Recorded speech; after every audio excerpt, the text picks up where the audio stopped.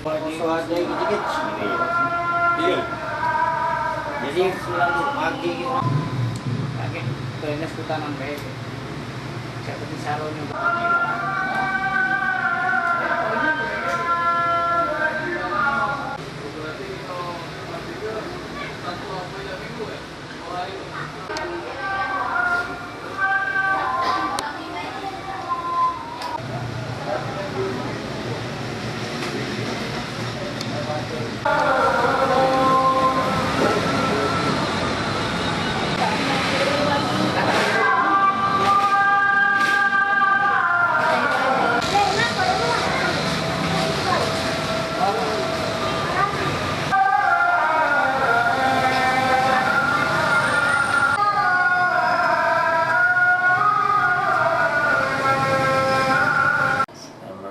satu hari itu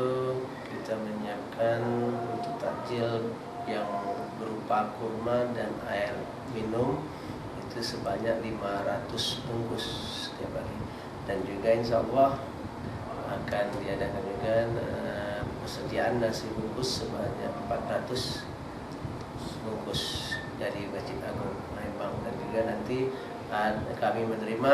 bantuan dari para donatur dari jamaah yang akan memberikan untuk takjil berbuka puasa setiap hari berupa nasi, makanan ringan atau minuman, kami siap menerima dan menyalurkannya.